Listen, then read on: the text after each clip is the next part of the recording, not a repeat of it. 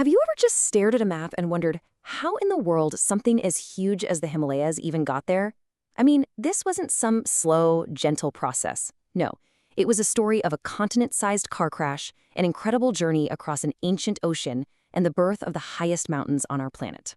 All right, let's get right into this epic geological drama. So, the heart of our story is right here. It's this colossal collision. You've got one massive tectonic plate, the Indian Plate, just slamming into another, the Eurasian Plate. Now, this is all happening in geological slow motion, of course, over millions of years, but the impact literally crumpled the Earth's crust, kind of like a car hood in a fender bender, forcing it up and up and up to create the roof of the world. And that brings us to the craziest question we're going to tackle. The very top of Mount Everest? It's made of marine limestone. It's full of fossils of sea creatures. So how on earth did rock that was once at the bottom of an ocean end up nearly 9 kilometers up in the sky? Well, the answer involves a journey of absolutely epic proportions. But before the collision, there was the journey. And what a journey it was. To really get how the Himalayas were born, we first need to rewind the clock and follow the unbelievable voyage of the landmass that would one day become India. Now, this trip took a while. About 200 million years ago, India wasn't where it is today. It was actually wedged into the supercontinent Gondwana way down south, right next to Antarctica. Then, around 130 million years ago, it broke free and started this long, lonely drift north across a vast ocean. And get this, it eventually picked up speed, moving at a blistering pace before its fateful impact with Asia. I mean, just look at the scale of that journey on this map. India traveled thousands and thousands of kilometers, all the way across the ancient Tethys Sea. It started deep in the southern hemisphere, cruised right over the equator, and just kept that relentless push north until, bam, it finally met the Eurasian landmass. And it was moving fast. For a tectonic plate, this speed was just shocking. At its peak, the Indian Plate was racing north at about 15 to 20 centimeters per year. Now, to put that in perspective, that's roughly as fast as your hair grows. Can you imagine that? A whole continent moving at the speed of hair growth. Okay, so after millions of years of drifting, the journey is over. And that's when the most spectacular mountain-building event on the entire planet kicks off. Remember that ancient Tethys Sea that India had to cross? Well, as India slammed into Eurasia, the floor of that sea, with all its layers of sediment and marine life, had nowhere to go but up. And that's exactly why we find seashells and marine fossils at the highest altitudes on Earth. They're the last remnants of a long-vanished ocean pushed miles into the sky by this incredible collision. So here's the key takeaway. The Himalayas aren't some ancient, weathered-down peaks. Far from it. They are the youngest major mountain range on our planet. They're basically geological newborns. And the collision that formed them, it's still happening, right now, as we speak. Now, this massive collision didn't just create one single wall of rock. Oh no, it's way more complex. It created a layered system of mountains. So let's kind of dissect the anatomy of this incredible structure.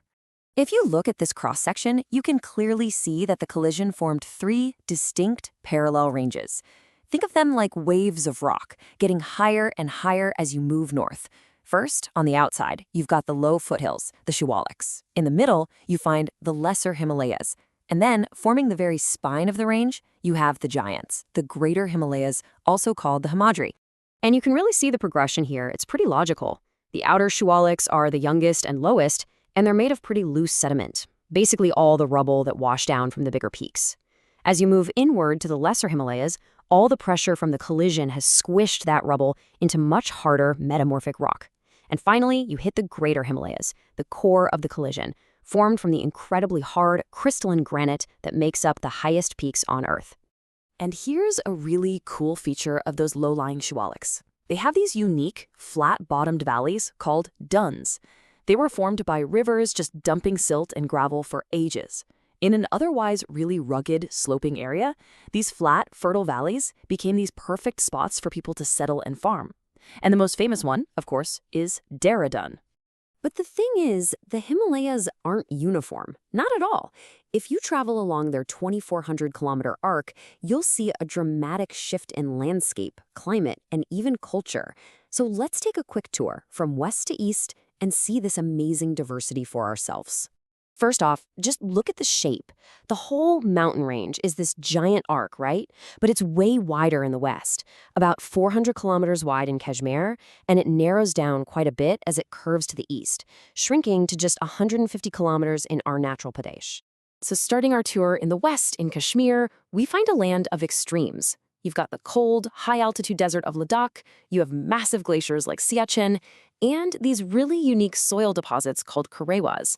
These are basically ancient lake beds, thick with fertile silt, which just happen to be absolutely perfect for growing the world's most expensive spice, saffron. Moving a little east now into Himachal and Uttaranchal, the landscape just gets greener. This is the region of those famous British hill stations like Shimla. It's also home to nomadic tribes like the Bochia, who lead their flocks way up to these high-altitude summer grasslands called bugyals. These huge natural pastures are a vital part of their life. And of course, this is where you find the breathtaking Valley of Flowers. A bit further east, and we enter the small but mighty Darjeeling and Sikkim Himalayas. Here, the landscape changes again. The slopes get steeper, and the rivers, like the powerful Tista, flow a lot faster. The British figured out that the moderate slopes and heavy rainfall were perfect for growing tea, and that's how we got the world-famous plantations we see today. And here's an interesting quirk. The low Shivalik hills actually disappear here, and they're replaced by something called Dewar formations, which, surprise, surprise, are also great for tea gardens. Finally, our tour ends in the far east, in the rugged and wild Arunachala Himalayas. Here, powerful rivers like the Brahmaputra just carve these deep, deep gorges through the mountains. All that fast-moving water creates immense potential for hydroelectric power. This is a land of incredible biodiversity, looked after by numerous tribal communities who have traditionally practiced juming, a type of shifting cultivation where a patch of forest is cleared for farming and then left alone to regrow. So we've seen how they were formed, and we've taken a tour of what they look like. But the final and probably most important question is this: why does this massive mountain range matter so much? Let's just answer that directly. What is the impact of this colossal feature on the lives of hundreds of millions of people? The answer is simple. It changes everything. The Himalayas are basically a climatic engine. They act as this gigantic wall that blocks the moisture-packed monsoon winds coming up from the south, forcing them to drop all that vital rain all over the Indian subcontinent. But at the same time, they stop the freezing cold, dry winds from Siberia from sweeping down, which keeps South Asia so much warmer than it would be otherwise. It's a total game changer. And incredibly, the story is not over. Not by a long shot. That collision we've been talking about this whole time, it's still happening. Right now. The Indian Plate is still relentlessly pushing into Asia, and because of that, the Himalayas are still growing taller by about 5 millimeters every single year. So the next time you see a picture of these mountains, remember they're not just some static feature on a map. They are a living, breathing, and growing monument to one of the most powerful geological events on our planet. A story that started at the bottom of an ancient ocean and is, even now, still being written.